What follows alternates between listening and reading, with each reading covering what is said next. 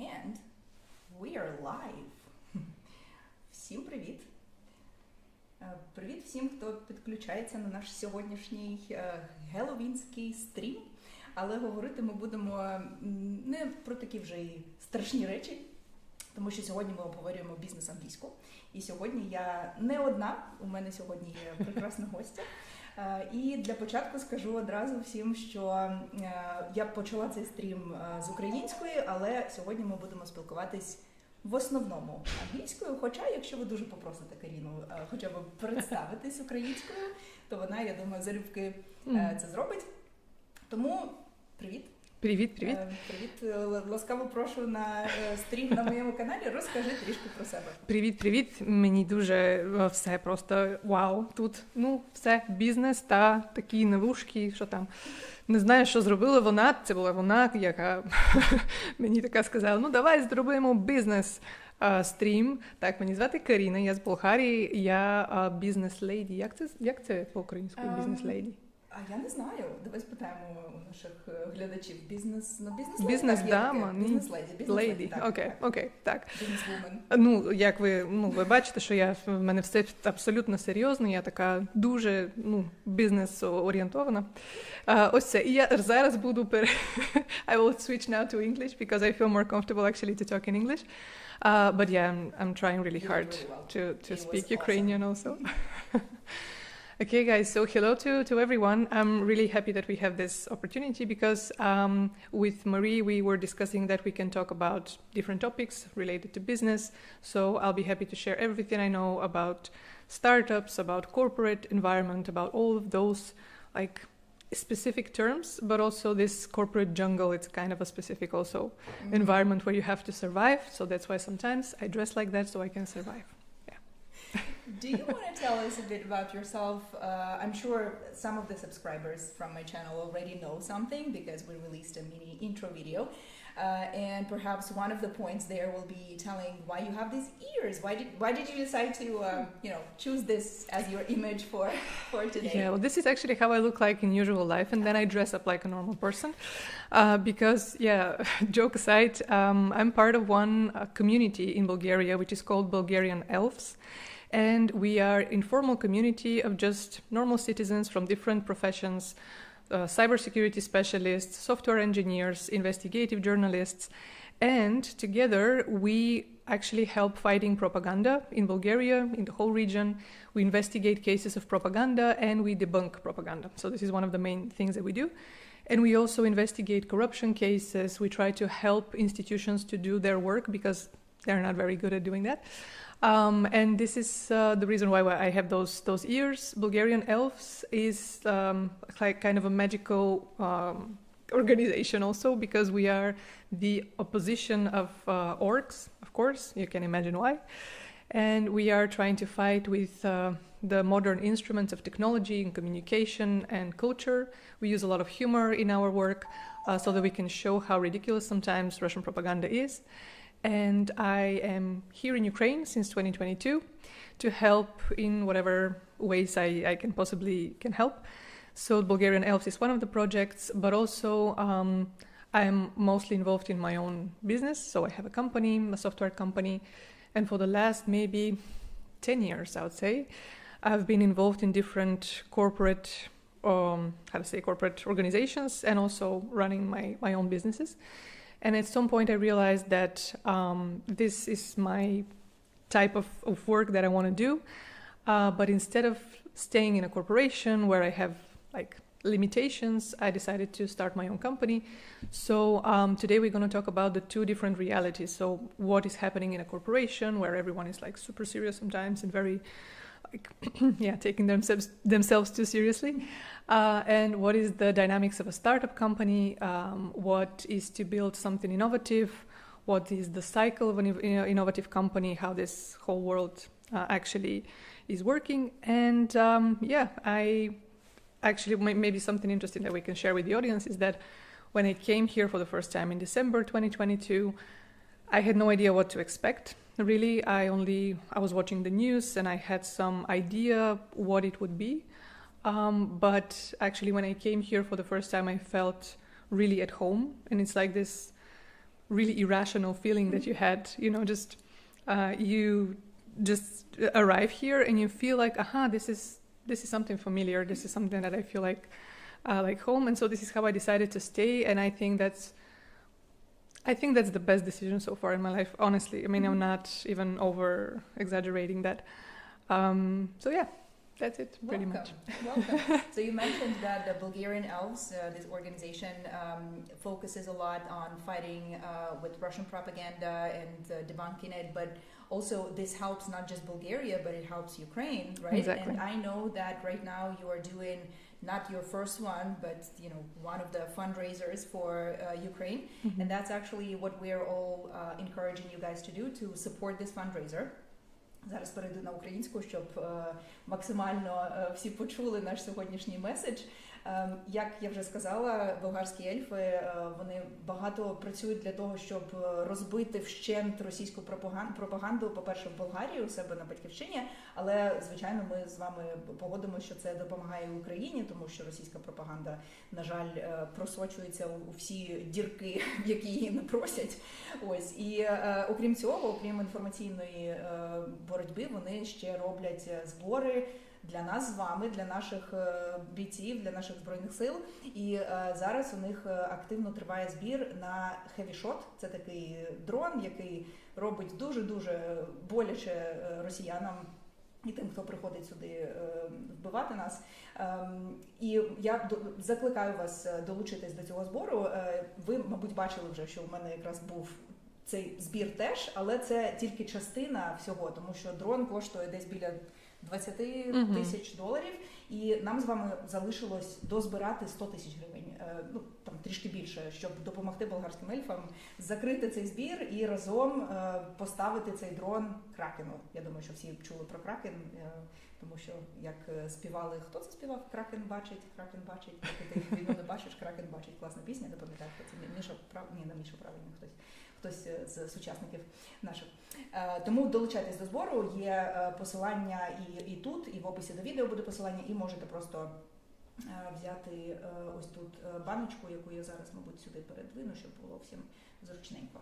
Ось. Ну і якщо у вас є питання до Каріни, до нашої сьогоднішньої гості, будь ласка, пишіть, ми в кінці обов'язково на них звернемо увагу. And now I suggest we start talking about business, because I mean we're very serious ladies.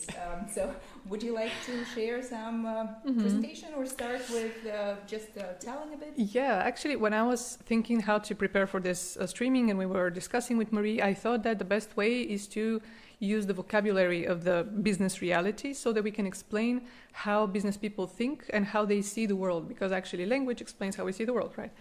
And when we know the specific terms, it's like we have the key for this world.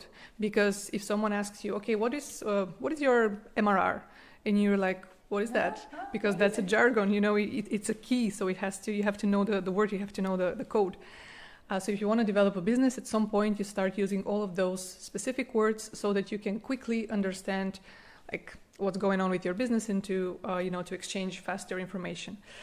So today, actually, we prepared a very interesting list of words and expressions that represent different aspects of a business, different aspects of a startup company, so that you can learn how to talk about these things. Because I don't know if you are interested in building your own company. Actually, it will be great if you can share in the comments if you are building something already, or if you have some startup experience. Maybe you are currently part of some kind of an accelerator. If you know what that means, then you know you're part of that. But yeah, it will be great just to exchange some experience on that, because English is, of course, the language of the business world. This is the most widely, represented, accepted, spread. And this is a mandatory thing. I mean, if you want to do business, you have to speak at least English. That's the basis. And then any other language is a bonus, but definitely the English language is the one that you need if you want to go to a business endeavor.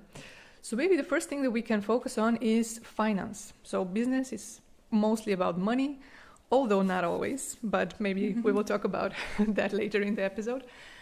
So let's start with the terms that are used in startup world to talk about how money are moving in different directions. So for example, seed round. This is when a company is very young and, you know, seed, like a little seed before becoming a big tree.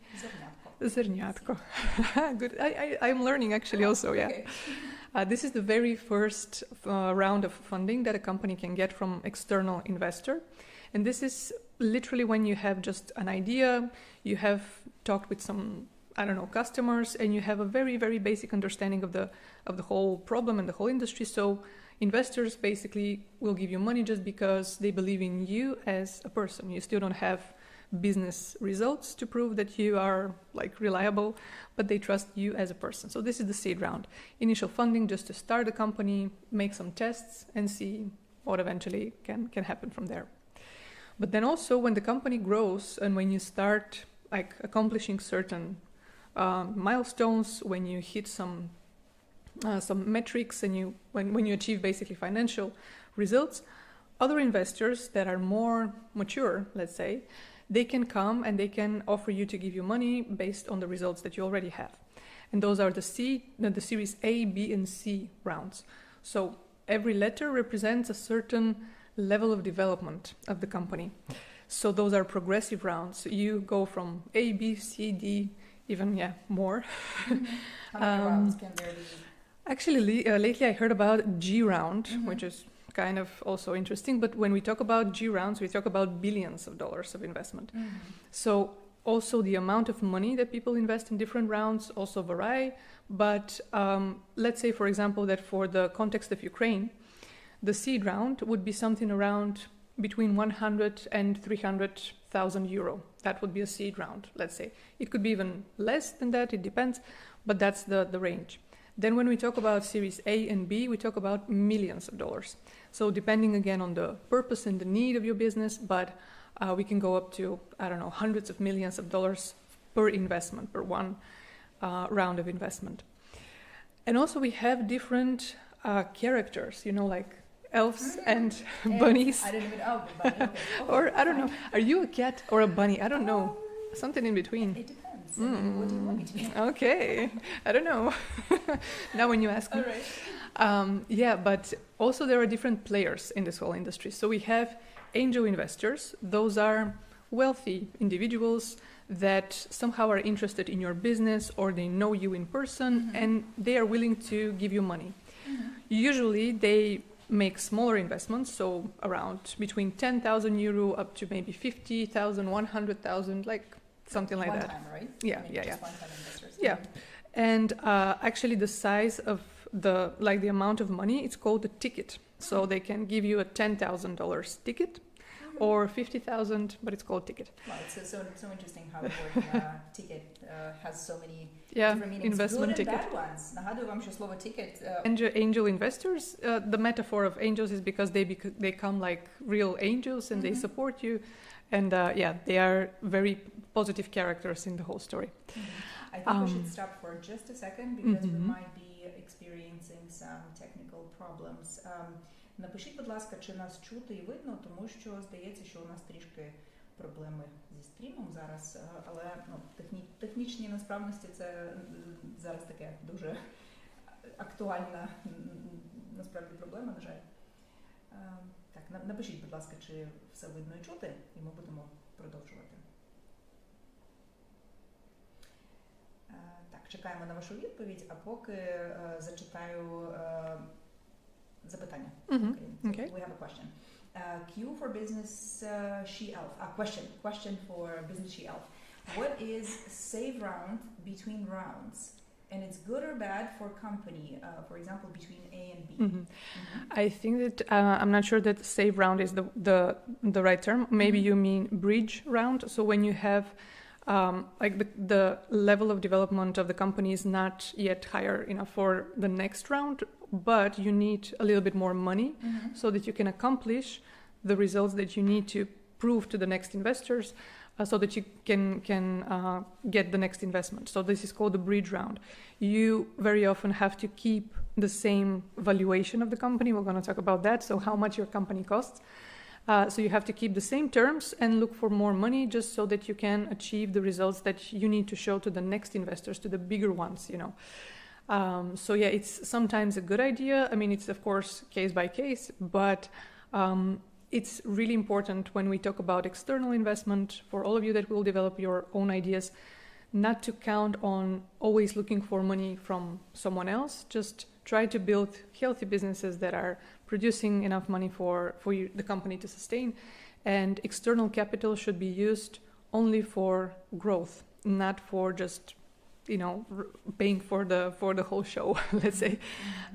Once you know what you're doing and you get revenue, try to sometimes even limit that external investment, because it might bring more complication to the whole situation. And it depends. Okay. All right. Yeah. So, Yuri, I hope Karina has answered your question. Okay. So let's move on to the next one. And I have a little suggestion. So I will ask our viewers a question. Do you guys want me to comment, maybe translate some of the parts there? Давайте зараз українською швиденько спитаю. Якщо хтось хоче поставити питання, по-перше, ставте. По-друге, якщо є потреба в тому, щоб я прокоментувала, може, українською, якісь переклали моменти, теж пишіть про це, тому що я розумію, що наші глядачі сьогодні можуть бути з різним рівнем володіння англійською, тому якщо є така потреба, будь ласка, кажіть. Або можемо просто by default за замовчуванням робити невеличку розбір невеличкий після кожної твоєї розповіді про кожен термін. Okay. So let's move on to the next one. Okay. Venture capital. Yeah. Those are the people that actually in the but between the 50s and the 70s, from the previous century in the States, at some point the economy got worked so well that people started to observe something called free capital. So money that are not necessarily needed, to become again part of the economy, and they are like free money, free capital. And people came up with this concept of investment. Venture capital is the so-called risk capital, high risk. Yeah, sorry. So this is professional investors that are, managing the money, managing the capital. They are deciding which companies will receive money and which ones will not. They are looking a lot into potential of the market, a lot into potential of the team, and they are trying to evaluate a certain company and decide, okay, can we give this amount of money for a certain percentage of that company? And this is what they do. But venture capital is something that also exists in very different ways in different contexts. So, for example, the way American investors think about startups is way different than the one European or Ukrainian investors think. I mean, they have some similarities, but sometimes you can see that, for example, in the States, when we talk about investment rounds that we mentioned previously, very rarely you can hear like someone raising 100,000 euro. That's like almost non-existing in the States, just because the cost of building a company in the States is way, way higher. So having a seed round in Europe might mean one thing, having a seed round in the States might mean another thing. So what about Ukraine? Yeah, Ukraine is more into, still in the smaller numbers compared to the US, but also because the whole market here, it's a bit cheaper to build a company in Ukraine, both in terms of salaries, in terms of administrative cost, in terms of all sorts of things that you have to pay for. While in the States, it's actually, it's more expensive to run a company with the same team compared to, run a company with the same team in Ukraine. So venture capitalists, they are pretty much focused on financial and monetary metrics, and they don't care about nothing else, I would say, in majority of cases, because their job is to invest in certain number of companies, knowing that 90% of those companies will fail, only 10% eventually will succeed. And what they are building is called portfolio of companies. And their job is to think, okay, from out of those 100 companies that we will invest in, those 10 that will succeed, they should return the investment that we made in all of those 100 companies. So those 10 companies should be really, really high performers, so that they can compensate for the failure of the others. 90%. Yeah, but that's normal actually, because it's not unusual, to see 9 out of 10 companies to fail just because it's really hard to build a tech company in a very competitive environment in which we are living, and also because it's a very, very dynamic and complex process to build a company from scratch and to make it like really sustainable and profitable and big. So that's something normal, and they know that, and they are trying to navigate in those numbers, like how to find this one company that will compensate for the other 9. That's basically their game. Друзі, якщо резюмувати, venture capitalist, тобто венчурний капіталіст, це той, хто інвестує на початкових стадіях розвитку стартапу. Там великий ризик, тому що шанси, що цей стартап дійсно залетить, скажімо так, вони не такі високі. Один з 10% out of 100, один з 10 стартапів насправді досягає успіху, але венчурні капіталісти на це готові йти, тому що цей 1%, 10%, вибачаюсь, вони все одно окупають всі інші витрати. Але якщо казати про інвестиції, знаєте, що точно залітає і точно є безпрограшним варіантом інвестицій, це інвестиції в нашу спільну перемогу, тому інвестуйте зараз на баночку, де ми збираємо для Кракена на дрон HeavyShot, і це прям інвестиція номер 1 зараз, тому що все наше майбутнє залежить від того, наскільки наші сили оборони справляються з ворогом. Тому вперед, ось ваша інвестиція, і шанси дуже великі. Speaking about investments and something that venture capitalists and investors are really interested in, this is the return on investment. Maybe it's somewhere on the next slide, or I don't know, whatever, but return on investment, maybe, I don't know. No, maybe I didn't put it. But anyways, return on investment, that's exactly what we were talking, like for one company will have to compensate for the other 9. But when we talk about drones, the return on investment of building this support system around our fighters and warriors, the return on investment would be to regain our freedom. This is something that you can't really put a price on. You can't value that because this is something that will matter for generations. And I think that the best way really to invest our money right now, like normal people like us, is to help as much as we can the army, because this is something, what they are doing is something invaluable for the whole society, not only in Ukraine, in Europe also. Actually, I believe that what is happening in Ukraine is also important for my country, for Bulgaria, because I hope that we will be strong as a society and we will support Ukraine so that we don't have to, I don't know, look at that horror for years and for years. It has to stop very quickly. So yeah, just donate. Thank you so much.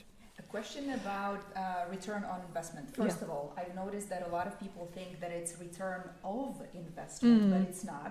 Guys, it's return on investment. Yeah. Second question, in the as an abbreviation, is it an abbreviation or an acronym? Can you pronounce it as ROI or ROI? Yes. People say ROI? Yeah, well, they say ROI because it's really quickly ROI, but sometimes, I think they use it. Yeah, they do. Yeah, because I heard ROI more, and I was not sure if ROI is.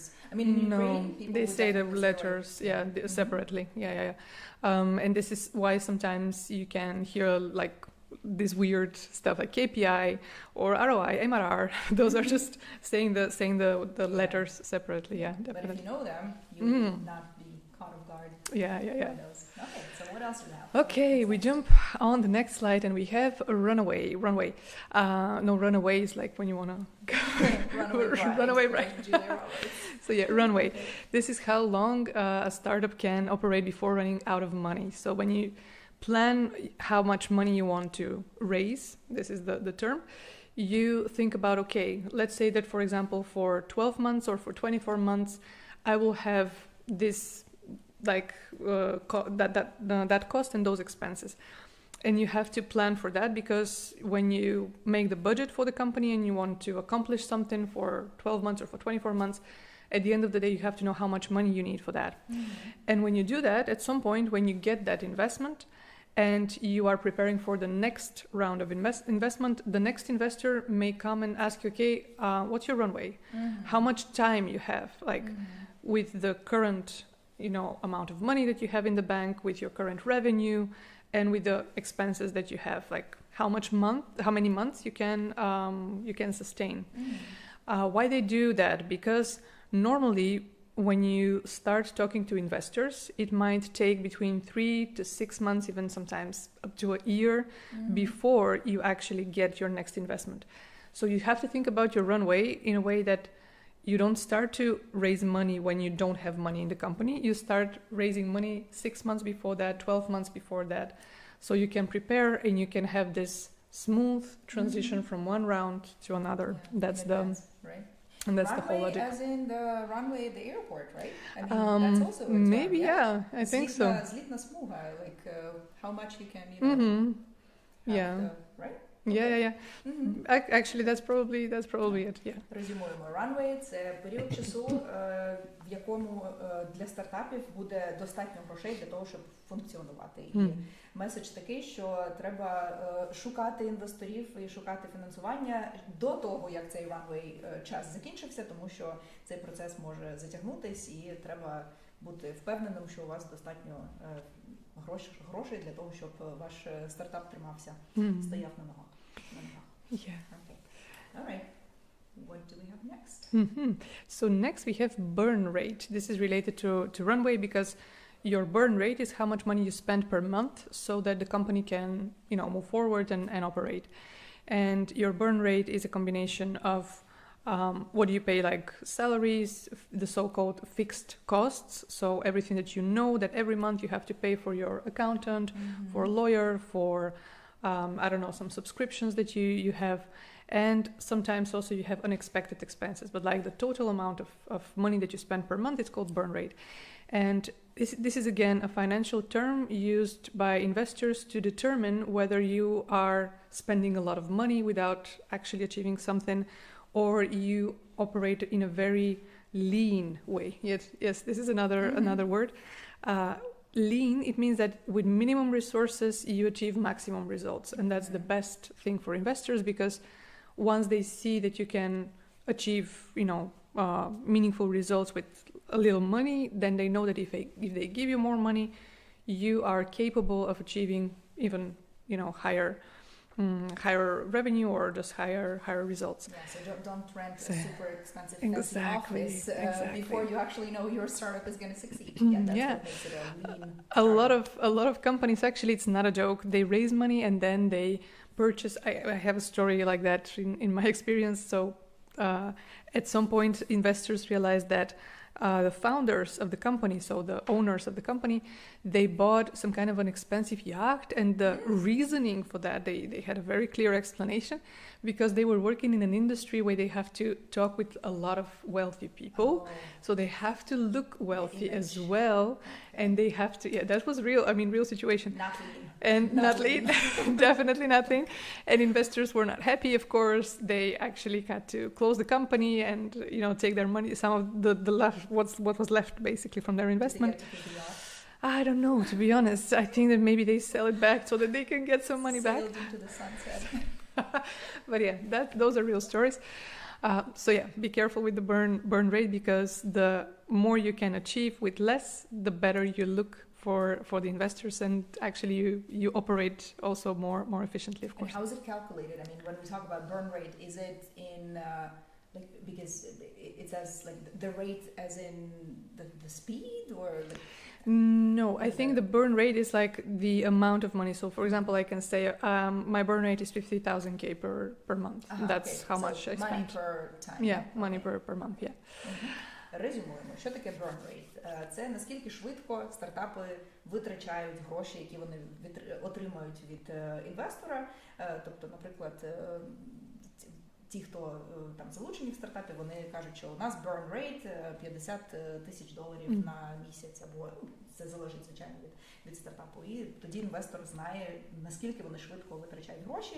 І Каріна ще згадала такий термін, як lean management, є таке, так, lean startup. Тобто це коли ви от максимально економненько все робите. До речі, слово lean взагалі в інших контекстах існує, наприклад, lean meat. Це нежирне м'ясо, тобто якась там грудка куряча, де по мінімуму всього протеїнчик є і достатньо. Ніякого жирочка, ніяких там прослоєчок, як в мармуровій яловичині. Все, you know, like, some the basics. Ось, тобто такий термін теж теж існує. Я думаю, що багато хто чув про lean management в тому числі. Окей. We move on now to equity. Equity, it's a very simple thing. So how the total 100% of the company is distributed between different people. So we can have the founders, they can be owners of the company as well, like in most cases, but also investors when they put money. One of the ways for them to give you money and to get something back is to purchase a percentage of the company. So they purchase an equity of the company and they become co-owners of your company. And this is how you balance, they give you money, you give them away some part of your company, and at the end of the day, if the whole company succeeds, investors will receive money back from actually selling their equity, their part of the company, their share. What is the difference between equity, shares, and stocks? So equity, it's a percentage. So this is, for example, I have 10% equity in your company. Shares, you have a number. So for example, when we build a company and when we say, okay, we will register the company and we will register it with 1,000 shares or 100,000 shares, whatever, it depends on the number of shareholders, number of people that actually own part of the company. And when I own shares, those are like little pieces that are not equal to percentages. It's a different calculation that we have there. So for example, you always have 100%, but you might have a very different number of shares depending on the context, depending on even the specifics of the country where you are, because it's a legislative, that's the word? Legislative? Yeah. Specific. Законодавчий тонкощі. So for example, huge companies like Apple, they have, I don't know, I might say something stupid here, but they could have even, I don't know, hundreds of thousands of shares, millions even, I don't know, because they can sell to many people like little. You can buy Apple shares, but you can't probably buy equity, right? Yes, exactly. I mean, it's not as easy as but shares, in this case, this is an interesting question because you can purchase shares because Apple is a public company, which means that they made an IPO. This is another term that we're going to discuss. They are a public company. So at some point, one way for, I think we can explain that one. IPO. Yes.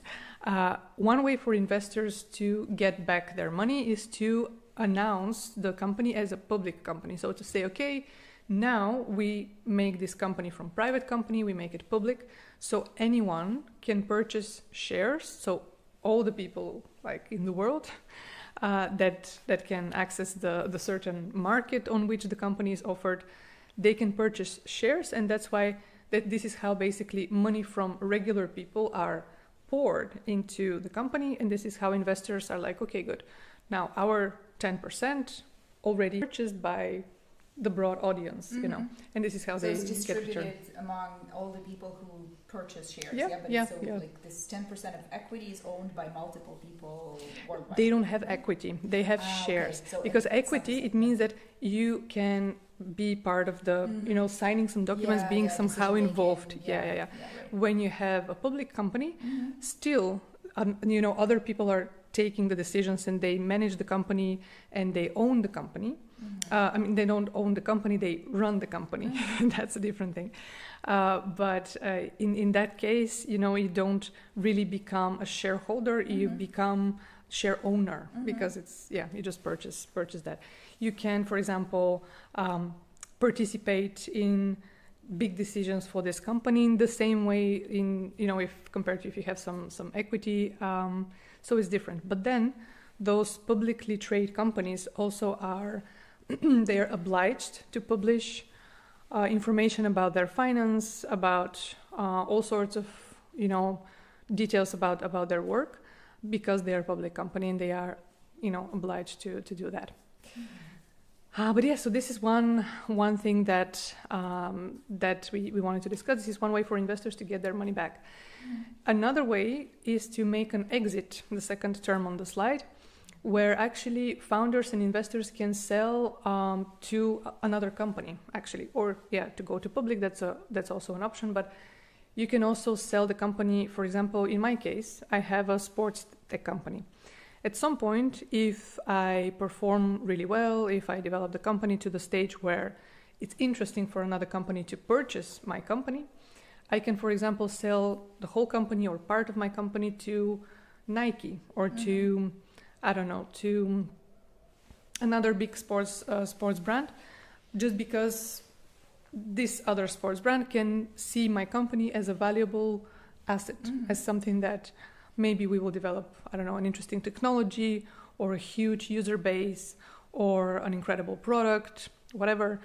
And so this other company can look at us and say, if we purchase that company, actually we will have even more business opportunities and more business capacity, and power. So this is how also investors can get back their money, because once we sell the company, basically the money that another company will pay will go to our pockets.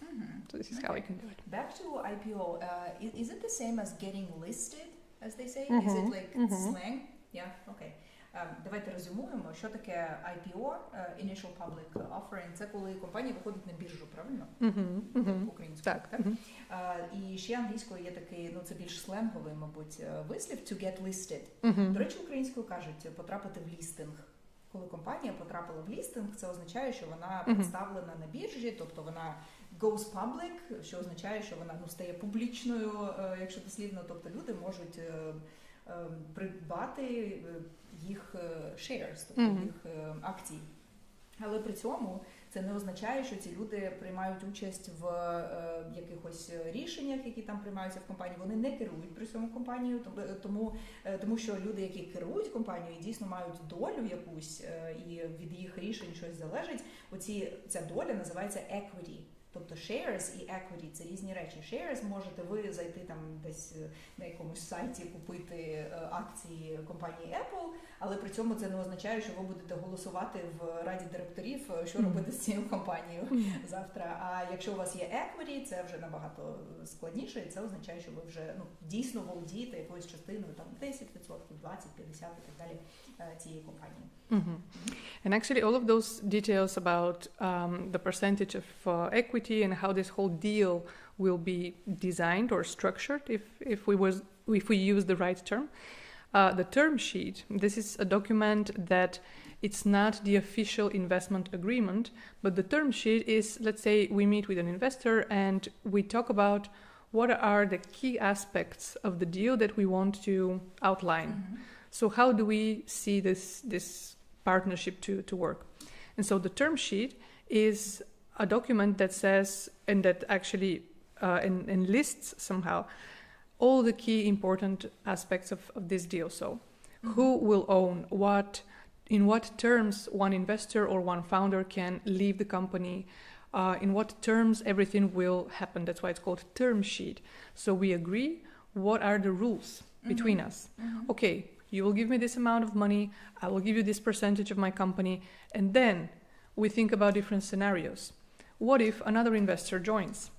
In the term sheet, for example, we can have, actually for the term sheets, we have so many words, so many terms, because this is the legal jargon over there. We're not going to go in such details, but you literally explain all possible situations. Let's say that another investor wants to join. For example, the first investor may say, okay, if another investor wants to join and wants to bring more money, actually, I want to be the first one that is allowed to offer you the same amount of money in the same term, on the same terms. Because investors, they don't want to miss a really good deal and a really good company. So let's say, for example, that a big investor is interested in that company, they see potential, etc. The initial investor, because they joined earlier, they want to keep their rights and they want to keep their position, and they want to say, okay, if you want more money, if you need more money, let me give you that money, get even more percentage, and I can even put more into that company. So all sorts of details around different scenarios are described and agreed in the term sheet. When you sign a term sheet, it doesn't mean that you sign an investment agreement. You only agree on those are the terms. So we agree that this is how the deal will look like. And this is something that even if you sign, it doesn't mean that the investor will give you money, because it's the so-called non-binding document. This is again a legal term. If you sign such a document, it's like you sign on a goodwill, you know, like we agree, like gentlemen or like gentlewomen. What's good gentlemen? На чесному слові. Ось так. And we agree that this is the rules, but then we have to prepare investment agreement, which is a bit more heavy document explaining even in more details all sorts of things. Once we sign this investment agreement, this is how we know that those are the real terms and the real deal. So, yeah. Каріна, у мене є невеличка пропозиція. Давайте зробимо зараз паузу, і Каріна ще раз розкаже, на що ми сьогодні збираємо, а я, поки вона буде це розказувати українською, якщо хочеш, швиденько, можеш повільно, я думаю, що твій рівень української, він вже настільки високий, що зараз всі, хто до нас тільки підключається і тільки нещодавно почав дивитись, вони просто будуть в шоці, тому що Каріна болгарка, і вона, а я поки що з'ясую, що сталося з моїм мікрофоном, тому що мені написали, що мій мікрофон не працює. Ага, окей. Буквально трішки секунди, щоб я зрозуміла, що відбувається, а Каріна вам розкаже зараз. So, in the meantime, я дуже намагаюся українською говорити, я знаю, що дуже таке багато mistakes. How to say mistakes? Помилки, окей. Роблю, але, давайте, друзі, зробимо так. В нас є така кампанія вже на 80%, ми вже зробили, accomplished. Нас не вистачає тільки трішки там. Тобто давайте зробимо це зараз разом, щоб ми зможемо потім купляти, to purchase, to buy HeavyShot для наших друзів. KRAKENA, ви знаєте, вони такі дуже класні. І вони чекають на нас, they count on us, they розраховують на нас, okay?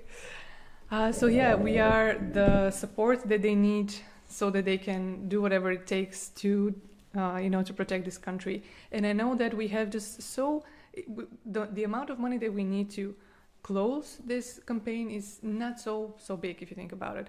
So it's something that everyone can just give, I don't know, 10, 20, 50, 100 grivnas, and we will accomplish that, knowing how many people are watching us today.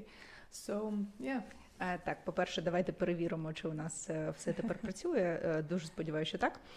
По-друге, нагадую вам, що ось та ідея щодо розіграшу і класних подарунків за те, що ви долучаєтесь до збору, вона ще актуальна. Нагадую, що там серед призів, по-перше, є безкоштовна участь у моєму курсі, який 10 тижнів триває, з заняттями 2 рази на тиждень по 1,5 години. Якщо тут є мої учні, які проходять цей курс, будь ласка, можете сказати пару слів і поділитись, чи цікавий цей курс.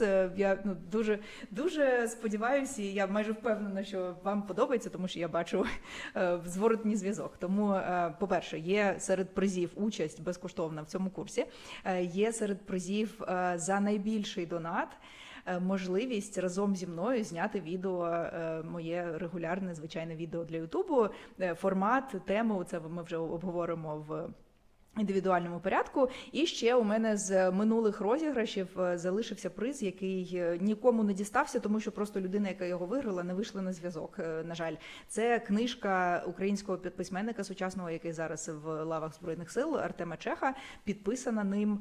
Книжка про війну, про цю війну, це автобіографічна книга про його участь. Там дуже класна книга, дуже цікава, і з підписом живої майже вже легенди, тому що це дійсно просто прекрасна людина, класний письменник, тому серед призів буде ще ось такий у нас лот. Тому долучайтесь до нашого збору. І, звичайно, що перш за все це класна можливість підтримати наших хлопців і дівчат і зробити максимально боляче русні. Actually, now I'm thinking, and I'm improvising here, talking about prizes. I don't know if someone from the audience is trying to build a company right now or is thinking about that, but maybe we can offer a consultation, a free one, because I'm not usually doing that, but I will be very happy to sit with you and talk about what is your business idea. If you have a presentation or already some product that you want to develop, I would be super happy to give you feedback for free for that, because my experience is already for like a lot of years in several different countries, and I'll definitely be a good mirror for you to use, you know, and to think about in more details about what to що покращити, that's the word. So yeah, maybe we can offer also one free consultation on that. Nice. Каріна тільки що долучилась до призів і тільки що оголосила, що також серед тих, хто долучається до збору, буде розіграна безкоштовна консультація з нею, як з експерткою в сфері бізнесу, і вона вам допоможе розібратися з тим, куди рухатись далі, допоможе зробити презентацію належним чином. Тому класний приз. Вау, я теж таке хочу. Зараз теж задоначу. Я не беру участь в розіграшах, хоча теж іноді доначу на свої ж збори.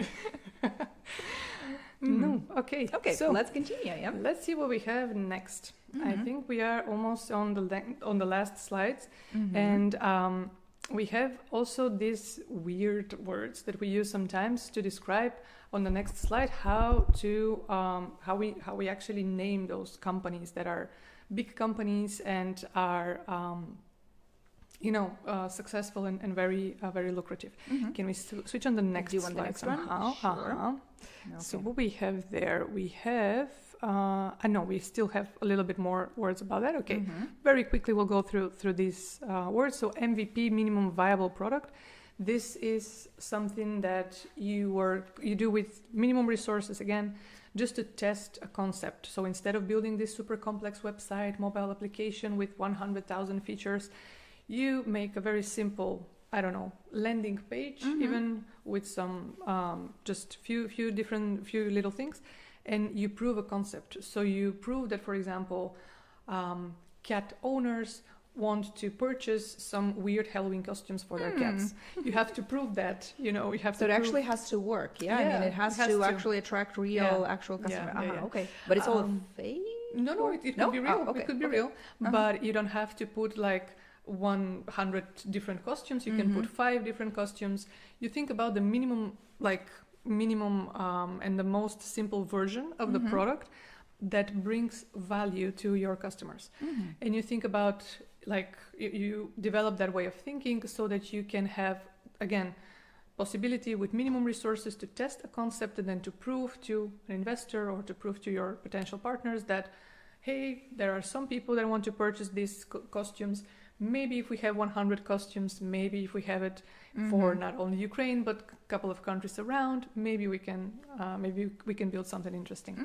So that's the role of the MVP. Okay. And also this is the beta. This is when you make something really simple. There is this famous saying: if you like how your beta product look like, you launched too late. So the beta product is something that you hate. I mean, it looks bad. It's like not at all what you think that the product should look like. But the beta is just, okay, let's go and make the minimum, see if people will be doing something with it, and then so you're saying that beta it's fine if your beta version looks bad. Usually, yeah. I mean, you're not supposed to like it, right? No. Okay. Actually, before having this super cool and fancy looking stuff, sometimes it's good to have a very simple mock-up, very simple, design for everything, and just test, because the best way to develop a company actually is to learn from your users and customers and have that regular feedback from them on stuff that are not so complex and doesn't require ages to develop. I know that apps sometimes, in order to understand whether to include an additional option, they would even put the button there and would see if the users of the app would click it, like, oh, okay, they have this option, and then it would show like, oh, it's in development, like it's undergoing some changes or like some, and then they know that those guys clicked the button, so they want this, so let's actually do it. Let's make this, work. Exactly. Okay. Давайте резюмуємо, що таке MVP і бета. MVP – це от мінімальна версія, найпростіша версія того, що ви хочете побудувати. Ну, наприклад, ви хочете там супер-мега-імперію, яка лідер на ринку світовому, магазин, який продає, як Каріна сказала, костюмчики для тваринок. Але перш ніж зробити це супер успішним бізнесом, треба зробити малесенький просто міні-магазинчик, який продає один костюмчик, і просто щоб зрозуміти, чи це комусь потрібно. Це називається MVP, тобто мінімальна версія, і подивитись, що, ну, чи може це далі зростати, і чи може це взагалі, чи має це потенціал.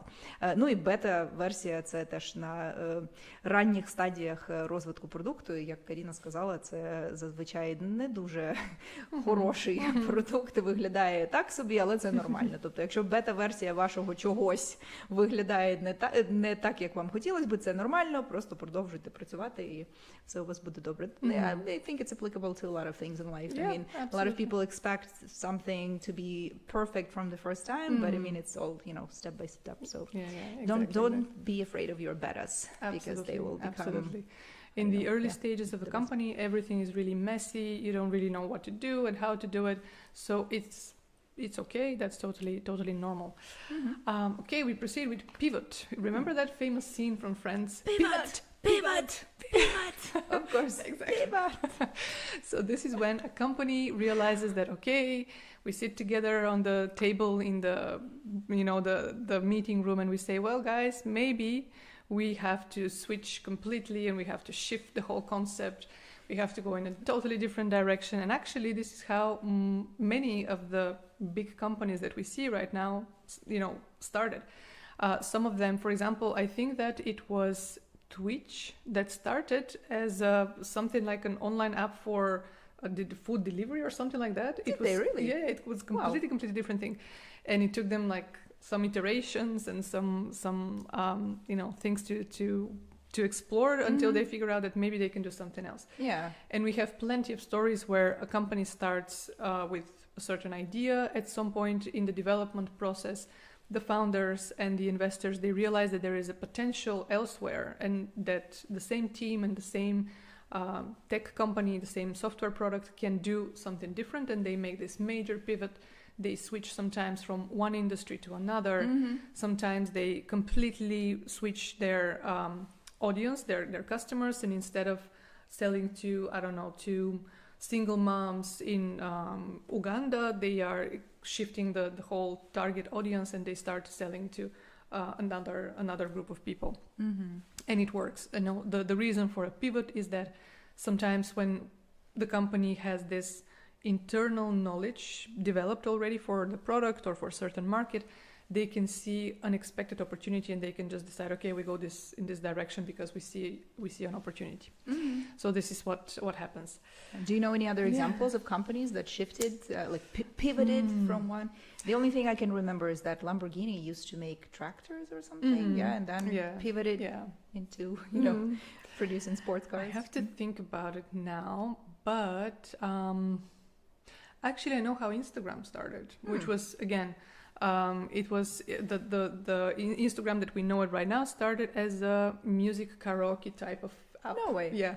But then at some point they realized that actually people prefer to share about, singing karaoke or stuff like that. I think that's something that, or it was TikTok. I think it was TikTok. It was TikTok. Now when I say that, I think it was TikTok. Yeah, it was TikTok. It was like you could sing with somebody at the same time. Yeah, exactly. Yeah. Right. But we can find plenty of stories like that. So it's totally fine for a company to do it. If we all agree that that's the best decision, let's go and do it. It's totally fine. So at some point, if you see that your current idea maybe is not developing really well, or if you see a bigger opportunity somewhere, then why not to pivot? Резюмуючи, так само як Рос Геллер просив Чендлера і Рейчел півотнути оцей нещасний диван на сходах, який вони несли втрьох, і Рейчел з... Чи це з Джої було? Ні, це було з Чендлером. Неважливо. Тобто вони не зрозуміли, що він від них хоче, а він хотів, щоб вони розвернули цей диван і понесли його по-іншому. Так само стартапи можуть теж зробити півет, тобто розвернутись повністю або взагалі іншому напрямку і розвивати інший напрямок бізнесу, або щось змінити кардинально і просто з тією ж командою продовжити робити взагалі геть інший продукт і так далі. Тобто це такий поворотний момент, the pivoting point. Yeah, there's also a phrase, exactly. pivoting point. Yeah. Okay. And the next one, product market fit, is also interesting and somehow related to pivot, because product market fit, that's the most important thing for a company. So to find a way to build a product that fits into the certain market. So there's enough amount of people that are willing to pay for this product, and the product is working, it solves a real problem, it solves the problem in the best possible way. So all of those things actually are product market fit. That's the final stage. Before that, we have, for example, problem solution fit. Okay, we see a problem, we see a group of people that are struggling with something. We want to build a solution for them. If we build a solution, okay, do they use it? Is it solving the problem? So do we have a problem solution fit? Then, okay, we solve the problem for these people. Can we sell this product to, I don't know, 100 times more people than that little group that we approached at first? Then we have product channel fit. So what are the marketing channels? Okay, we have the product, it works, but how to reach to that big market potential audience that will purchase that product? So do we have a clear product channel fit? Is it social media? Is it our own YouTube channel? What is it? And then when we find those product channel fit, so we know that we have a product that is working, we reach enough people, now we have product market fit, which is like the global thing where the whole market that we want to serve, in which we want to operate, somehow recognizes what we are doing, and already there is a cycle that is repeatable, and we have this active movement of money and revenue and income. Everything is working really well. So this is when a product meets strong demand. So we are solving a very important problem, we are solving it in the best possible way, people know about us, and they are purchasing that, and they are purchasing that regularly. They recommend the product to other people, so it's like we are there, we are really in the market, and we are a big player in the market. Kind of like how Zoom skyrocketed in the times of COVID. Yeah, exactly. Yeah, exactly. that was, for example, that was demanded. Yeah, still is. I mean, we still, in Ukraine, we switched to working online a lot. Kids study online. They, people work online because, there's not always the way to be there. Absolutely. Okay. Right. Okay, let's see what we have next. I think we have just one more slide maybe for startups. And then let's see what we have here. Product and growth. No, I put so many things. Let's do this one. But before we continue, let me remind, дозвольте нагадати, що сьогоднішня наша ціль – це, звичайно, долучитись до великого збору, який проводять болгарські ельфи на дрон HeavyShot для КРАКЕНА, для класних, серйозних хлопців, які захищають нас з вами від русні. І банка, яку ви бачите на екрані, цей QR-код, це банка моя, яку я потім передам болгарським ельфам, і ми закриємо цей збір. Наразі у нас вже майже 100 тисяч гривень є на цій банці, і нам залишилось приблизно ще стільки ж. Тому долучайтесь, ми маємо це зробити. Хлопці чекають на свій дрончик, ми чекаємо закриття цього збору, і думаю, що сьогодні ми заслуговуємо з Каріною на те, щоб ви допомогли, навіть не нам, а допомогли просто через нашу баночку тим, хто дійсно цього потребує. А це всі ми, тому що це треба насправді не КРАКЕНА, а треба це нам всім. Тому долучайтесь, QR-код є на екрані, а ми продовжуємо. І Каріна нам зараз розкаже ось про що. So, next what we have traction. This is the evidence that the startup is gaining customers or revenue. So, how you can show to investors that what you are building really matters in the world. How you can show that people are really buying that, like that, and etc. So this is how you prove to a stranger, let's say, because very often when you meet a potential investor, for the first time they see you, so they don't know how exactly to trust you and how to prove that. So you show them, okay, that's my traction, this is what we did in the last 3 months, in the last 6 months, and this is how investors know, okay, this company is moving in a good speed, they are actually achieving something, and it's a way for them to understand, okay, is it legit to invest in that business? So this is the traction thing. And it's actually really weird because sometimes, because founders know that traction matters, some of them that are not doing startups properly, they actually fake those numbers. And they can show all sorts of like cosmic numbers of users that are using the product. Even they can fake revenue, they can fake all sorts of metrics just just because they want to get some investment. And we have plenty of examples like that. You know this company Terranum or Terranos? I don't remember the exact name. So. So they were trying to make some very like innovative blood tests, but they actually faked the whole thing. Oh, is it with this Elizabeth Holmes lady Holmes, with the turtlenecks, the blonde woman? Yeah, okay. Yeah, of course. She I know the story. completely faked everything. Yeah. So she completely faked the technology that she was developing. She completely faked the results from those blood tests. She just created this lie about her company. And even though, I mean, I don't know how many, hundreds of millions of dollars were invested in Terranos, so they somehow managed to, I forget the word in English for that. Convince? Yeah. No, to, when you lie to someone and you mislead him, no, what's the word for that? Mislead. Mislead? Yeah. Yeah, they just lied to so many people, and apparently all of those people were more than happy to give more and more millions. They couldn't figure out what's going on. So she was really good at creating this fake image. She's in prison now, yeah? Yeah. So don't do it. Don't do it. So if you don't want to, sooner or later, be Elizabeth Holmes' neighbor, don't fake traction. Yeah, don't fake the don't fake traction. Yeah. But what you can do, you can have actually lots of fun if you watch the movie about WeWork, the company that also faked a lot of numbers. The co-working spaces, the co-working spaces, yes. Yep. There is a super cool, I think it was on Netflix or maybe Apple TV, I don't know. But there is a movie and it's really interesting to watch it with Anne Hathaway and with, I forgot the name of the lead actor, the male lead character, but yeah. And so they are explaining actually in 10 episodes what happened with WeWork and how exactly the whole company evolved. But basically, again, we have this really weird guy, Adam Newman. And I watched some interviews with him. He's a bit of a weirdo. He's kind of a weirdo. Yeah, Actually, you can see a lot of founders of these big companies, they are kind of, weirdos, some of them, because they have to have this craziness to believe in a super huge idea that they think that they are the ones, they are the chosen ones to make it happen. This guy also faked some data, but apparently also many people were more than happy to give him more money. And actually now, here is an interesting story. Actually now, even though he was under some investigation, he was away from the public eye for 5 years, now he decided to start another company. And the first investment that he received was for $350 million. This is the first round of investment. Okay. Remember when we talk about the numbers? Yeah, imagine. Can you remind us what that first, the seed? Yeah. The seed round could be between 100,000 euro up to 300,000, 500,000. That's a normal thing. Okay. But then this guy suddenly says, hey, I'm back, bitches, let's do it again.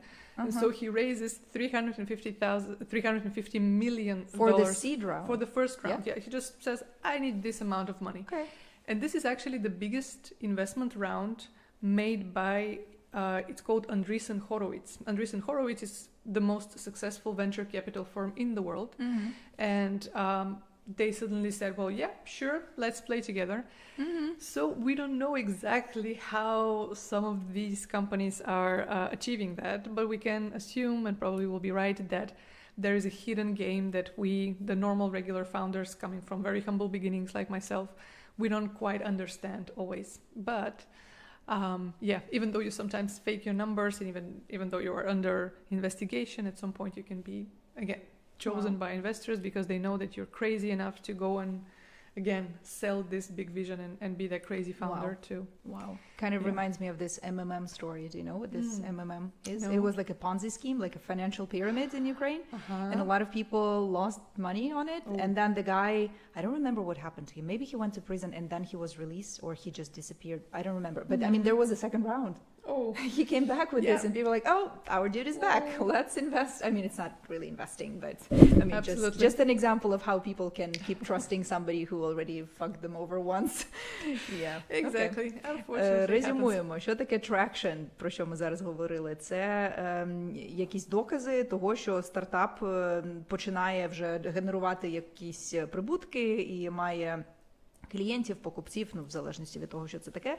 І це важливо для інвесторів зрозуміти, чи це дійсно вартує того, щоб продовжувати інвестувати в цей проєкт. І це дійсно просто цифри, які показують, наскільки ваш стартап успішний з моменту, коли він починає заробляти. І ми обговорювали кілька прикладів, коли деякі стартапи абсолютно фейкові надавали докази того, що вони щось роблять. Наприклад, ця історія з Елізабет Холмс, яка показувала, що її робота справжня з цими тестами крові, але це був просто не справжній проєкт, і багато людей просто втратили свої гроші, і зараз вона у в'язниці знаходиться, тому не треба так робити, як Елізабет Холмс. Okay, right. So let's see what else we have, and I think we will be finishing soon. So we have 3 more terms. А поки ми ще тут, і поки ми не закінчили, нагадую, що ми закликаємо вас долучитись до нашого збору на дрон HeavyShot для КРАКЕНА. Всі посилання є як в описі до цього відео, так і є QR-код на банку. Якщо хтось не може скинути сюди, є PayPal, скидайте туди, будь ласка. Ми цей PayPal використовуємо виключно для цих цілей, тобто не переживайте, нічого не загубиться, ми одразу все перекинемо на банку. І всі докази можемо вам надіслати, якщо комусь треба. Тому долучайтесь, там майже вже 100 тисяч, треба це все зробити. Okay, let's continue. So, very quickly I'll go through those 3 because I think that maybe before finishing, I have an important message for you about how to think about startups. That was actually a good reminder why we should keep doing that. Sorry, but that's my reflex. An error alert starting, so that's why we do this, because Russia. Because Russia. Okay. Because Russia exists, Russia doesn't have to exist. That's in a nutshell, the whole formula, unfortunately. Right. But so we move on. Growth hacking, this is another way for a company to achieve results with minimum resources. So this is creative strategies for rapid growth that doesn't require millions of dollars for marketing budgets, for example. Very often you can hear growth marketing as a term as well. So this is how you hack the marketing strategy, growth marketing hacking. Churn, this is the rate at which customers stop using a product. So your customers are using it only for 1 month and they don't resubscribe, or actually quite the opposite. They are using your product month after month, year after year, and they're really happy. And the KPIs, that's pretty much a corporate term also, key performance indicators. Those are the numbers that we like follow, we track, and we think that through those key performance indicators we can show to investors and partners that we are good performance. How much revenue do we generate per month, how many customers we have, how many new customers per month, how many, I don't know, new partnerships, whatever. You can measure everything basically, but the key performance indicators help you to think about what really matters for the company, and when you define that, then you can share that with your colleagues, with your partners, with your employees, and say, guys, this is what matters to us. By the way, while I was working at Apple almost 10 years ago, one of the KPIs that we had was they were 100% KPI. So for example, you have to hit 100% success in certain situation. For example, 100% of the cases that arrive in your email box should be solved within 24 hours of their reception. And you have a 100% target. And no one cares if you didn't have time, if you didn't have whatever. If it's on your inbox, you have to solve it within 24 hours. So That's you it. miss one and it's already not Exactly. 100%. Exactly, exactly. Even if in total there Crazy, were like crazy. 20,000 of them, Yeah, yeah, yeah. it still is this Mm. 99.99. Absolutely. And this is actually what taught me to think about that excellence in my work, because once you are like invited kindly to achieve 100% target, because Kindly invited. yeah, otherwise they say, well, if you don't achieve your target in 2 consecutive months, we will have to fire you, and that's Yeah. I mean, there's Part plenty ways. of people waiting for your position, so Right. yeah, we don't really Wow. care. I mean, It's very stressful. yeah, it's stressful, but also it's the only way for such a company, you know, to run in Oh, this yeah. way, Yeah. because Really demanding, but I mean, that's what success is exactly. achieved by. exactly. Yeah. But when you define your KPIs, you basically define what success means for you and Mhm. what excellence means for you as a company. And the more ambitious those KPIs are, but also somehow realistic, of course, the more you push people to become excellent in their work. So this is basically what that term means. Wow. Mm. Wow. Yeah. Okay. I suggest we take a look at the chat and see Yeah, if there are let's some see what questions happens to there. you, because I did see some. Okay, let's see. So, guys, if you have some questions to Karina, I think we can spend another 5, maybe 10 minutes answering questions here. So, якщо у вас є питання до Каріни, будь ласка, пишіть, ми якраз зараз будемо на них відповідати.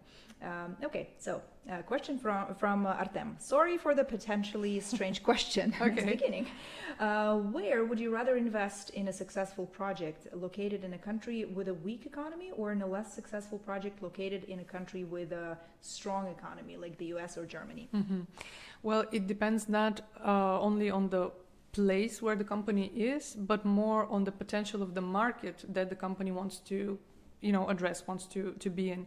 Because you can have, for example, a very successful and very, potentially interesting company to invest in, again, Uganda or in Serbia, in whatever, if they want to solve a global problem, and if they are ambitious to go and, for example, become a leader in the US, because US is a huge market. So it's not so much about where the company is, rather than where the company wants to go and where the company wants to develop their product.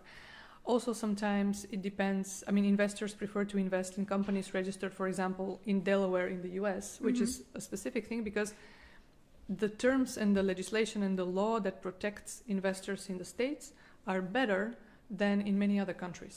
So, for example, investors will look to invest in a company registered in a country where law can protect their rights. That's maybe the 2 different perspectives on that question. Yeah. Okay, so there's a bunch of different factors involved. Yeah. Okay, next question from Oleg Osh. Is it correct MVP, like simplest working version of a project, POC, just a draft, not necessarily functional, but can be presented as well to stakeholders? Well, the POC actually very often should prove that technically something can be done. So, for example, proof of concept of a certain software product would be we prove that we can register users because we put this registration form, someone puts their data, and then this data goes into our database, and then with this database we do something else, but we can show how this works exactly. So this is the proof that we can build such a thing, for example.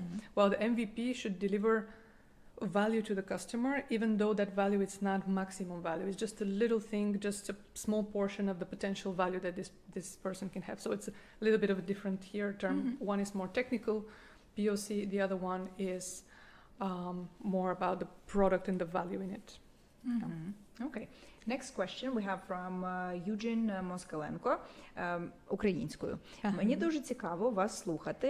Як ви думаєте, чи краще запускати проект MVP тільки в Україні, чи одразу залітати на ринок Європи? I would say that MVP should be the easiest strategy, the easiest answer. So if you have already an audience in Ukraine that are like your real users, I mean, not only because you are in Ukraine, but are those users really your potential users? So what's the easiest thing again? If you have access to them in Ukraine, great, do it. But if you think that there are more people interested to find solution of their problem in Europe or in another country or whatever, go and find them, because the MVP should quickly prove that you address a valid problem. So go and find the people that have that problem and are aware that they're having that problem, because probably you don't have to sell ice cream to people in places where they don't eat ice cream, whatever. Mm-hmm. It's a weird metaphor that I'm using here, but yeah, no, not ice cream, but Sounds ice. Hungry. Okay. Don't sell ice to people in Antarctica, whatever, and don't try to sell, sand to people on the beach, because obviously, probably they have enough. So yeah, you have to think about where is the easiest market that you can have access to, and test your concept with minimum resources. Mm-hmm. Okay. A question from Yuri. If a company issues shares to employees after taking Series A, can they do anything with them before Series B? And if so, what can they do with the shares after taking Series B? Ooh, that's a very specific question. Let me read it again. Okay, so it depends. Probably, if companies still raising money, probably they are not publicly traded. I don't know. They can do with the shares after taking Series B. So you can always, I don't know exactly what's the specifics of this company and on what terms actually those shares was purchased. So you have to read the documentation that you get probably when you purchase shares. What are the options and what are the things? But if you are buying shares, I got it now. I got it. You were provided shares. I got it. So in a company, always when we sign a term sheet, for example, we say that we leave about 10% of the company for the so-called, I forgot the term now, but it's like a plan, like a reimbursement plan for key employees. So you can, for example, sell some of the company to those key employees without them purchasing that equity on the same price that an investor would purchase that. So for example, you can just give 1% of the company to the business manager that delivered incredible results for the company as a way to thank that person. Mm-hmm. Now, after that, how he can sell that, it's a matter of, again, the agreement that you have. In many cases, if another investor, joins in, they can purchase those percentages and then, people can get back their money. But it's like a very, very specific thing. I have to look at the contract that you signed for all of that just to be able to answer. Yeah. Okay. And Yuri has another additional comment. After Series A, the company is not public. Yeah. Well, yeah. It depends on the terms. Mm-hmm. Okay. All right.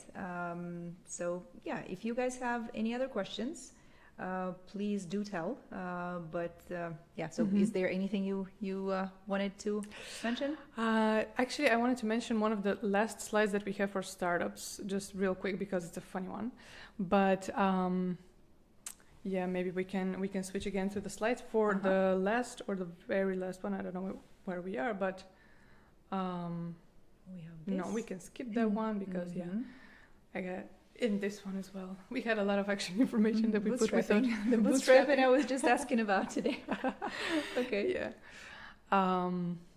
We can, we talked about lean startup, maybe actually we can share the presentation with people in the link, guys, if you want, якщо хтось хоче цю презентацію і список цих термінів, будь ласка, знайдете її в описі до цього відео, ми залишимо посилання після стріму, це все буде там. But I just wanted to add, that's the one. Because actually in the startup world we call big companies unicorns and even decacorns, hecacorns, whatever. So this is how we say that a company is really big, and we value the company at over $1 billion, for example, for unicorns. But what is really interesting is that those are like really big giants that, operate in huge industries, have enormous financial capacity to grow as a company. And that's a very rare case, I would say. I think that in Ukraine there are several big unicorns. For example, Grammarly is one of them. Yep. And so I think that Monobank also, by the way, is considered, which means a kind reminder that you can donate to us because we work with unicorns. This is special. Yep. We are a team of magical creatures here working on the field, of this war. So yeah. But yeah, Monobank is also a unicorn, and also several other companies. But yeah, that's a really interesting term.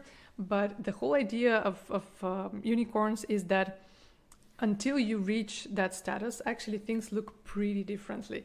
And I wanted to make the reality check on the next slide because it's really funny, and this is how we like to develop the right mindset about building companies. You know, when we put on social media, either on LinkedIn or Facebook, that, oh my God, this is so successful, I'm such a, great person, founder, I built this company. Actually, the truth is that for years and years and years, those people are building something that really doesn't look like a unicorn, but more like this little friend that we have here. He's super cute. He's a unicorn to be, he's like really, really passionate about becoming a unicorn, but it's not there yet.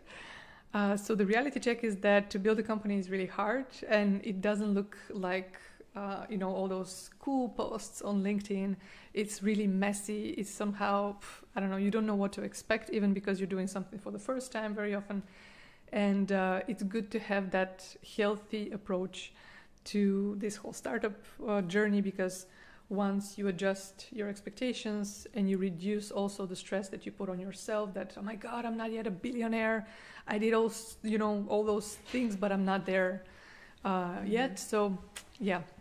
Yeah, it might be we problematic. had to improvise real quick because our camera got disconnected, but it's okay. It's okay. You can still see us, so don't worry about that. Cool. Okay.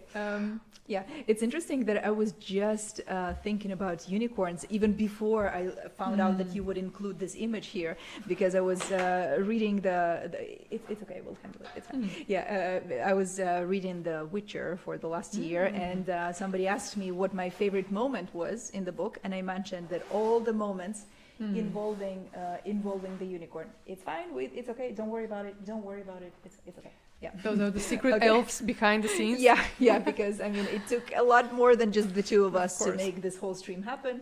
Yeah. So don't worry. We figured it out. Yeah. Okay. All right. Yeah. So тому резюмуємо, якщо ви хочете стати таким рожевеньким, красивим юнікорнчиком, єдиноріжком зліва, ліворуч, готуйтесь до того, що дуже довгий час ви будете таким, як праворуч, але нічого, він теж класний і колись стане тим, що ліворуч. Oh, that's so cute. Yes. I think we had another question here. Yeah, let's see what we have. AK is asking, or AK, is OpenAI considered a unicorn? Oh, I think so, definitely, yeah. Probably I mean, it even depends on the decacorn or something. Yeah. I don't know, yeah. But depends on the valuation, so you can check what was the amount of money that they raised on their last round, and you will be able to see. So I think that they are way beyond actually unicorn. I mean, they're raising billions, which means that they already are valued at a couple of billions of dollars. But yeah, OpenAI, that's an interesting topic, because recently I heard a lady saying, oh, well, it's not a surprise that they are now, opening the topic of allowing erotical content and, all sorts of... Okay. Are they? Yes, Are they really? Of course okay. they do. Yeah, OpenAI will allow some erotical content on ChatGPT. But it's what she said is, it's not a surprise, because the valuation of the company, it's 40 times more than the actual revenue that they have. And that's a very, very big difference. So we actually are sometimes willing to value companies at a much higher price because of Sam Altman. He's like so iconic in the startup industry, but not exactly based on real results. So at some point, company like OpenAI should go to exotic and extreme step and say, well, we have to earn money, guys, Right. Why not doing that with erotica and maybe porn So, it's interesting. All right. So what do you guys think? Should we ask Каріна any other questions? Я думаю, що можемо ще 2 хвилинки сьогодні поспілкуватись, тому якщо у вас є ще якісь запитання, будь ласка, пишіть. А якщо ні, то донатьте на нашу баночку, долучайтесь до збору на HeavyShot для КРАКЕНа. Це все не тільки для них, а для нас всіх з вами, тому що це внесок в нашу спільну перемогу. Тому будь ласка, долучайтесь. І не забувайте, що у нас є класні подарунки, там і безкоштовний курс англійської від мене, і консультація від експертки з бізнесу Каріни, і що там ще є у нас, можливість взяти участь у розробці відео на моєму YouTube-каналі і зробити це разом зі мною для того, хто скине найбільший донат. І ще є у нас серед лотів книга Артема Чеха, підписана ним самим, тому долучайтесь. I think we have another question. Evaluation of OpenAI is hundreds of billions. I'm actually curious to answer Anna. It's right. Okay. Yeah, that one. Yep. Because it's a really good question. Let me read the question. Sorry, Anne. Hi. Sorry that I missed it. What is your own perspective on Ukraine's business potential once the war is over? Excellent question. Really good Thank one. you, Yeah. Anne. Actually, I think that first of all, the business potential of Ukraine, even now during war, is way higher than in most countries that I've been working in, because the ambition and the determination of the Ukrainian, startup founders or innovators is incredible.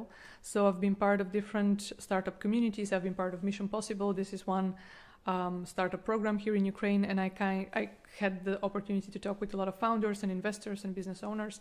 So I think that right now the potential is really, really interesting.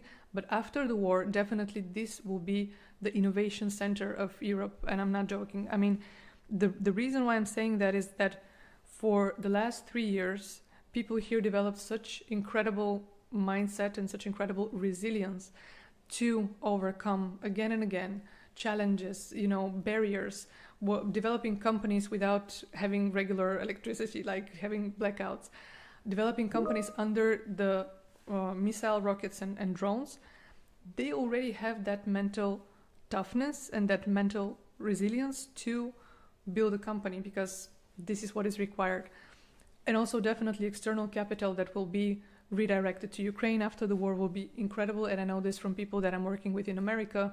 They literally are now, they know what will happen. Like, unfortunately, like in many cases, a war could be an incredible devastation for a nation, but also in a way after it ends, it's a situation that the whole country can use for its benefit in the best possible way.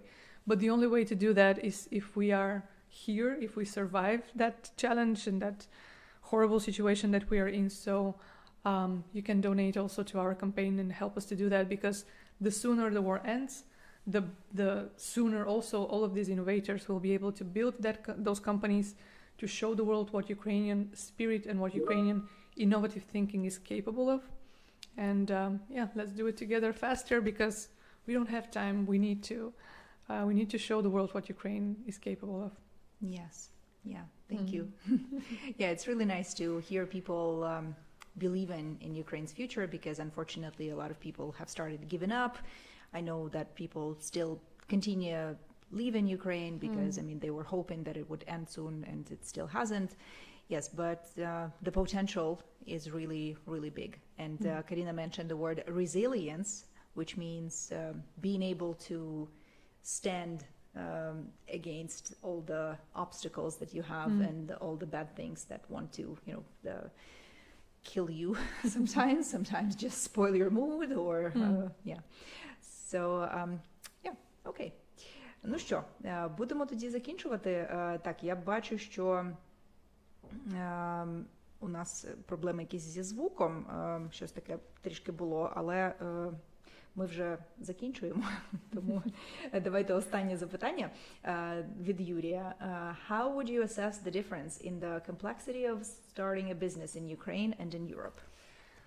Well, I think that the ecosystem is well developed in certain areas, but still need to have more mechanisms and more well-connected, institutions and programs and different stakeholders in the business industry. Because for a founder to start a business in Ukraine and for a founder to start a business in Germany, the difference is that in Germany, anyone can go and ask for help, and there will be tons of people and organizations and resources and programs and knowledge and everything, so that these people actually can have a more how to say, more support.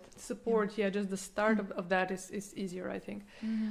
But also in terms of amount of capital that is available right now in Ukraine, there is again big funds, but compared to what's going on in Germany or in France or even in Norway or in some Scandinavian countries, it's different just because the ecosystem has to mature more.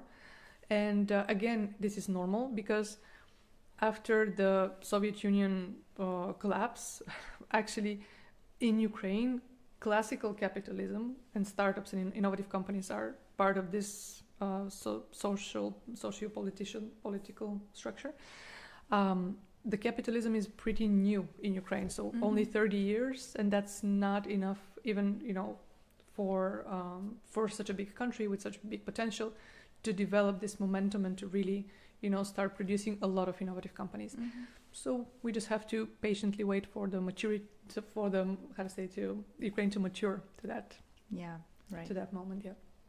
І так як ми починали по-перше, з розмови українською, і одна з перших речей, яку ти сказала, було те, що англійська тобі важливо знати англійську і тобі, і всім людям, тому що вона допомагає працювати з усім світом, будувати бізнес, стартапи, тобто це mandatory, як ти сказала, це обов'язково. Тому пропоную завершити наш сьогоднішній стрім знову невеличкою розмовою українською. І розкажи нам, будь ласка, українською, як тобі англійська допомогла в твоєму досвіді з самого початку, де ти працювала, в яких компаніях, чим ти займалась, і чому англійська дала тобі таку можливість. І сподіваюся, що це буде мотивацією для наших глядачів сьогодні вивчати англійську і продовжувати.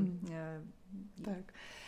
Моя перша позиція така корпоративна була в IBM в Болгарії, і я там працювала як корпоративний тренер, я це не знаю, як сказати. Мені було потрібно зробити такий тренінг-матеріал, презентаційний матеріал англійською та французькою. Тобто такий в мене був процес. І я зрозуміла, що потім, for example, to use this knowledge to another company would be also easier. Тобто моя next company, наступна компанія була Apple. Тобто я така зрозуміла, окей, в мене є, я можу говорити по англійською, по французькою, тобто давай, to go to another company in a more ambitious even direction. Тобто це тобі допомогло отримати нову позицію в іншій компанії вже за межами Болгарії, так? Так. Тобто це було обов'язково. І потім я не пам'ятаю, коли я ніколи не думала про мій бізнес на болгарській. I don't think about my business in Bulgarian or in any other language. I think in English. Тобто ти думаєш англійською про все, що пов'язане з бізнесом? Все це такі речі, які ми обговорили тут. Я не знаю, чесно, як сказати болгарською. Просто в мене немає. Насправді, я думаю, що багато хто не знає, тому що це терміни, які є міжнародними, і я думаю, що якщо зараз спитати у будь-якої людини, яка знайома з цими термінами, що таке KPI, вона не буде перекладати тобі, вона просто скаже, нам треба там свій KPI підрахувати або підбити. Тобто KPI – це KPI і так далі. Тобто ці всі терміни, вони запозичені з англійської і так використовуються. Це все. Я така дуже I'm really shy sometimes when I have to. Чи можеш казати? Каже, сором'язливо. Ти молодець. Це класний приклад. По-перше, класно, що ти поділилася своїм досвідом і сказала, наскільки англійська важлива, а ще просто вау, ти молодець, українською спілкуєшся просто супер, враховуючи, що ти тут тільки 3, навіть менше, ніж 3 роки, тому клас, супер, good job. І я від себе хочу завершити такими ще словами. Багато людей трішки бояться починати вчити бізнес англійську, тому що думають, що там стільки термінів, це так все важко. По-перше, дивіться, в будь-якому разі це все у вас на слуху, ви це все будете чути, зустрічатися з цим, тому воно десь нашарується на ті знання, які у вас вже є. Але моя рекомендація починати просто зі звичайної англійської з базової, тому що якщо ви одразу от прям кинетесь вивчати там бізнес-англійську і не знаючи бази англійської, то це не дуже хороший спосіб, тому що це наче от вчитись танцювати, не вміючи ходити. Тому якщо ви тільки починаєте вивчати англійську, починайте просто звичайний якийсь там курс розмовний, звичайний побутовий, а всі ці терміни, вони просто нашаруються і так ви зможете і спілкуватись на будь-які теми, і плюс долучити до них лексику з бізнес-англійської. Ну що, будемо прощатись. Ще раз закликаємо вас долучитись до збору на дрон HeavyShot для Кракена. Це все інвестиція. Дуже неризикована, там ризики мінімальні. Там ризики нема. У нас ризиків немає. Інвестуємо в нашу спільну перемогу. Там вже, звичайно, що ризикують дуже сильно наші хлопці і дівчата, які нас обороняють, але в плані інвестиції це дійсно те, в що зараз треба інвестувати в нашу спільну перемогу. Дякую, Каріно, що сьогодні допомогла нам розібратись цими термінами. Дякую за твої історії. Мені було дуже цікаво, я впевнена, що глядачам моїм також. Приходь ще. Буду. Дякую. Okay. See you guys later. Thank you so much. It was fun.